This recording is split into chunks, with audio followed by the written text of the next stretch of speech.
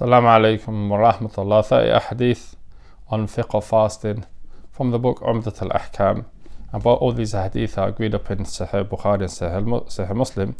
And this hadith says, An Umar ibn al-Khattab radiyallahu anhu qala qultu ya Rasulallah inni kuntu nadartu fil jahiliyyati an a'takafa laylah fi riwayatin yawman fil masjid al-haram qala fa awfi binadhrik lam yadhkur ba'd ruwat yawman wala laylah. This hadith is on Umar ibn al-Khattab radiallahu anhu. He said that while I was in Jahiliyyah, before I was a Muslim, I took an oath. I swore by Allah that I'm going to make i'tikaf in al-Masjid al-Haram, i.e. the Masjid in Mecca, for a day or for a night. And in another notion says for a day. So the Messenger of Allah sallallahu alaihi wasallam said, Awfu, I fulfill your oath. Some narrators didn't mention a day and they didn't mention a night. The meaning of this hadith shows, first of all, that Umar ibn Khattab anhu, even in Jahiliyyah, he made this oath that he's going to do this act of ibadah, i'tikaf, a day or a night in al-Masjid al-Haram. And then the Messenger of Allah and so he asked the Messenger of Allah about the ruling of this nadhar, this oath that he took. i.e. asking, should he fulfill it or not? That's what he was asking, right? Though it was made at a time of disbelief, right, in Allah, and it wasn't a time that they were Muslim. So irregardless of whether the person took an oath that was in a time of disbelief or a time while they were Muslim, you find that the Messenger of Allah sallallahu commanded him to fulfill his oath, because even if the thing that a person took an oath to do was makruh, fulfilling the oath is wajib. It becomes an obligation.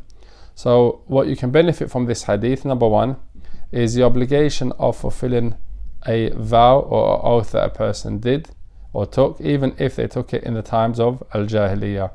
The second benefit you can get from this hadith, if a person specifies by their oath i'tikaf in the Masjid al-Haram, then it becomes obligatory to do it in that specific masjid. But if they specify other than that masjid from the masajid, then ajza'ahu anha, i.e. if it's done in that Masjid al-Haram, it's valid for the person, i.e. the better masjid can count for the masjid which is lesser in virtues. So for example, if a person made made a vow to make a i'tikaf in Masjid al-Nabawi, they can do it in Masjid al-Nabawi and they can do it in the Masjid in Mecca, but they can't do it in the Masjid al-Aqsa because it's lesser in virtue. And if you made an oath to do a i'tikaf in a masjid, a ordinary masjid, then you can do it in any of those three masajid and it will be valid for the person. Also from this, the benefits of this hadith is the scholars that say that you can do i'tikaf without fasting, they use this hadith as a proof because it mentions i'tikaf layla. One of the narrations mentioned at night time, and as is well known, when a person is doing i'tikaf at night time, they're not going to be fasting.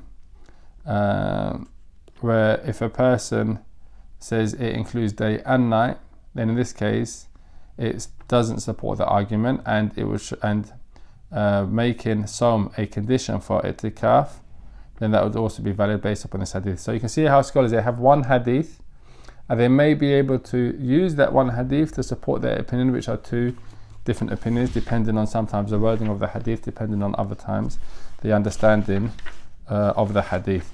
So again, the hadith is the hadith of Umar ibn Khattab, where he took an oath to do a i'tikaf a day or a night in Masjid al-Haram in Mecca, and he did this oath in Jahiliyyah. The Messenger of Allah sallallahu alaihi wasallam said to him to fulfill his vow or to fulfill his oath.